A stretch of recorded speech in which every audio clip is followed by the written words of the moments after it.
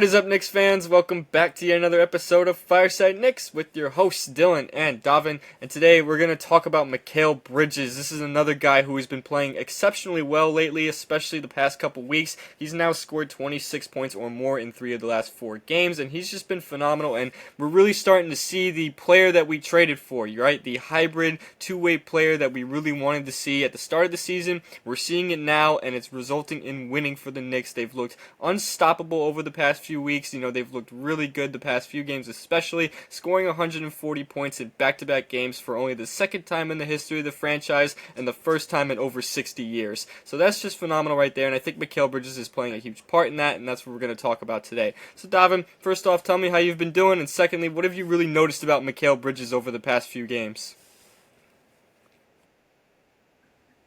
Doing great, man. Been making it. And Mikal Bridges, ever since Towns sprained that thumb of his, what a luxury Mikal Bridges has been. He's averaging 18 on the season, but over the last 5 games, 21 points per game.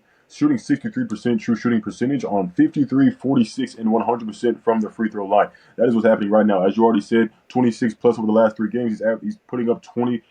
He's put up 20 in the last 5 of 7 games now. So ever since he put up that 41 on Christmas Day, Mikal Bridges has just been a part of the engine that, like I said, he should be the third scoring option in his team, but he's actually taken a step Yeah, up he since has the taken a Towns thumb step up, like injury. you said. I mean, with Towns' thumb injury, he obviously hasn't been shooting as well, which is something to watch for a little bit, but he's still making an impact on the inside, which is great. But Mikal Bridges is playing like an all-around player that we really were hoping he was going to be when we first traded for him back in the offseason, right? We traded 5 first-round picks for this guy. You trade that many first-round picks for a superstar. So this is an obvious overpay because Mikal Bridges ain't no superstar, but he's playing really well on both sides of the ball, and something that has really struck me lately is his defense. He's taken a huge leap on that side of the floor. We know this guy's a very good defender. He was first team all defense back in 2022 with Phoenix, so we know what he's capable of on defense, right? But at the start of the year, he kind of was struggling a little bit on that end. He was getting toasted. He was getting burnt. He looked like he was just not really out there playing defense all that well. But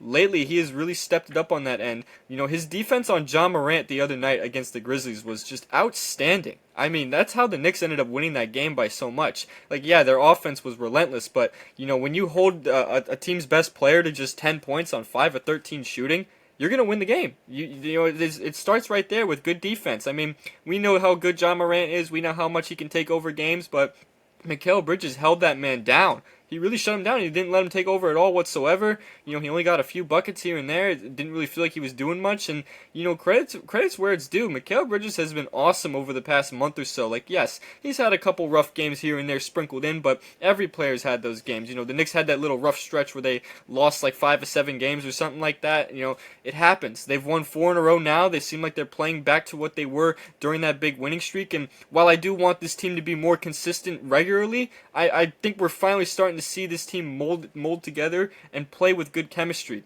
Mikal Bridges playing the way he is, it's something that we really wanted to see a while back, but I'd rather see it now than, early in the season and then it disappear later in the season. We saw RJ Barrett last season when he was still with the Knicks start off the season great and then became a disappearing act after that, and that's why he got traded. I'm not saying the same thing would have happened to Mikal Bridges, no way, but we'd rather see these guys step up their game around this time of the year and into the stretch run and into the playoffs than be hot at the start of the year and then completely phase out and cool off, right? We've seen too many guys do that. We've dealt with that too many times. I'd rather a guy struggle at the start of the year and learn to figure it out at the start of the year than struggle later in the year. That's what I got to say about that, though. I want to give you a chance to get some input on that because, with the way Mikal Bridges has been playing, he's kind of like, I don't want to use the word X factor a little bit because I think we have expectations for him, but with the way he's playing, I think he makes a tremendous difference. We've talked about Josh Hart, we've talked about OG Anunoby and the differences they make, but when Mikal Bridges is scoring at the rate that he is scoring, who's going to stop this team? I genuinely want to hear what you got to say about that. Oh, absolutely. So the team has a higher net rating when Mikal Bridges plays. But beyond that, you spoke about the defense of the New York Knicks. At the moment, we've seen everyone glamorize the way Tibbs has made this a 9-man rotation. That small step makes a huge difference because now you have Mikal Bridges able to prioritize playing defensively and locking up Ja Morant. Ja Morant only had 10 points on 5 of 13 shooting. So we see Ja Morant deactivate his Twitter after that. Then we saw after the beat down we gave Sacramento, we saw that De'Aaron Fox, so he wants out of Sacramento expeditiously. So things that are happening, the Knicks are imposing their will on teams, and that's really what it's all about. And when you're allowing your 9 man rotation, which is like, oh, a godsend all of a sudden from Tibbs, a 9 man rotation, and you have this guy able to execute himself. He's only playing, I believe, he's averaging 36. Yeah, he has only averaged 32 minutes per game over the last 4 games, and no player, no starter for the Knicks has averaged over 36 minutes per game since his 4 game winning streak. And whoa, what have they done differently? They've added a man to the rotation, and now these guys are able to execute and lock in defensively. And you have these performances like you've had a night like tonight. Now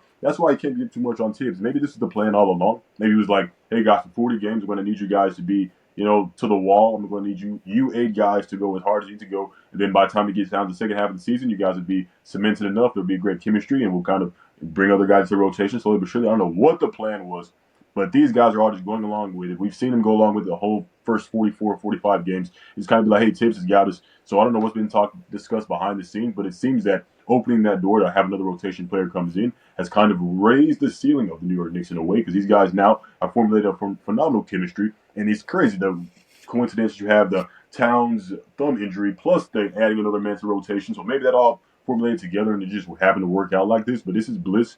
And we hope it continues for the New York Knicks, because Tom Thibodeau, we've been hearing the criticism all season regarding his coaching style and how these guys have been playing to the ground. But now you have a situation where you have 4 guys over the last 4 games. I mean, 5 guys over the last 4 games averaging 32 minutes per game. You want to see that. And that's kind of what we have to Right, and expect it's on the good that second you half of the season. mentioned Tom Thibodeau in the minutes thing, because I did want to touch on that real quick. Mikal Bridges' durability is off the charts. I just want to say that because, this guy has not even missed a game since high school, first off, but he's also leading the NBA in minutes right now, which is a good and bad thing because you don't, as you said, you don't want to run the guy into the ground and you don't want to risk him getting hurt, especially with how valuable he has been of late. But, it seems like whatever he does for his training regimen, he's got it on point because this guy finds a way to stay healthy all the time, and that is something huge that I really need to emphasize here, because the reason that the Knicks bench has been bad is because of injuries. Particularly Mitchell Robinson, of course. I think we all know this by now. He's yet to play a game this year. We don't even know when he's going to come back at this point. At this point, too, I don't even know if he's going to be on the team past this next week or so. But that's, of course, remaining to be seen with the whole trade deadline and stuff. We'll have to just wait and see on that front. But regardless of that, my point is, the best ability is always availability. And Mikal Bridges is always available. Even when he's not playing well, at least he is out there and giving an effort. You know what I mean? I'd rather a guy at least be out there for when he could possibly go crazy or have a really good game or anything like that, than just not be on the court at all. The Knicks last year had too many injuries, and that's why they ended up falling short. Then you get Mikal Bridges, a guy who has been ultra durable, just insanely durable. Like, historically durable, I should say. All that stuff. And look how good they're playing. Obviously, Mikal Bridges is not the sole pinpoint reason why they are 31-16 and third in the East. Brunson and Towns playing as well as they are main focal points. And of course Josh Hart's impact, all that stuff. But Mikal Bridges cannot go unnoticed. He's played every single game this year. He's played every single game of his career. He's making an impact when he's out there lately. He's playing great defense and good offense. That's what you want to see. You want to see the efficient offense and effective defense. And you want the guy to be on the floor. When guys are not on the floor, it hurts the team. Deuce McBride missed some games this year. That hurt the bench. Precious Achiuwa missed 21 games. That was hurting the bench. Mitchell Robinson still not being available is hurting the bench. You know what I mean? Things like that, you really just want to see these guys be healthy. And the starting 5 has done a great job of being healthy this year. Yes, Towns has the thumb injury, but he's playing through it, and I think he's still playing well despite the injury. Yes, his three-point shooting has been a little off, but at least he is out there and still making a very strong impact despite the injury. Jalen Brunson had missed a couple games with a calf issue. Josh Hart's got like a sore knee or whatever. It seems like these injuries aren't even affecting these guys, though, because they're playing through it, they're playing hard, and that's what I want to see. And I think Mikal Bridges is kind of the guy who kind of molds that a little bit. He's kind of the guy that's like, hey, look, I'm playing every single day here. You guys can play through these little sore issues or whatever like that. You know what I mean? So, because Mikal Bridges got to be dealing with some sort of thing. There's no way you play this many games without dealing with nothing. You know what I mean? Your body is going to get tired. But he finds a way to play through it and make an impact every single night. And it just cannot go unnoticed. That's really all I got to say about Mikal Bridges, though. I want to give you one last opportunity to get some input on what I just said before we wrap it up. No, it's phenomenal. I just follow everything you said. Bridges' significance to this team has, I believe, like you just said, everyone's kind of like, okay, I'm going to go with my injury, just because this guy's been playing since high school. He hasn't set a night off, so why would I set a night off? And things like that. That's the type of guy you want on the team. They talk about 5 first-round picks. When you're giving away 5 first-round picks for a guy of this type of durability, like you said, the best availability is availability. And Mikal Bridges, that's what you buy. You buy a guy that's going to do that for you. His low ego, his significance to the team, everything he's bought into it completely. The whole entire team's really bought into his philosophy. But beyond that, the fact that he's been able to be so durable in the midst of this is just significant for every other player that's just following his path. He's leading by example in his Yeah, own type of exactly. way, Leading by and you love to example, see that. I think that's a good way to put it because, like you just said, he hasn't missed a game since high school. This is a guy who wants to be out on the floor, and the rest of the guys have always been that way. I mean, last year we saw that dozens of times. It's not just strictly a Mikal Bridges thing, but I think Mikal Bridges being here and how durable he is kind of enhances that a little bit, and that's why the starting five has been able to play together all the time this year and develop chemistry, because in a year like this, you have to be on the court all the time to develop chemistry. It is a brand new team. You got to be out there on the floor, otherwise you're not going to develop any chemistry whatsoever. Look at the Philadelphia 76ers. They have had no chemistry at all this year because they haven't been on the floor together. And they're, 11th in the East or something like that? They're like 12 games under 500. They're having a horrible year. And that's because they haven't been healthy and haven't been able to develop chemistry with, Paul George, Joel Embiid, Tyrese Maxey, and all that. But yeah, that's all I really got to say about this. I think this is a good place to wrap it up. Let us know what you think about Mikal Bridges and his latest impact in the comments section below, because me and Davin would love to hear about it and chat with you guys about that. You can follow us on all of our social media platforms. We're on TikTok, Twitter, Instagram, Facebook, and of course this YouTube page that you were watching the video on. You can follow me and Davin's personal Twitter accounts. They're right there above our heads. And we will see you guys in the next episode of Fireside Knicks. Peace out.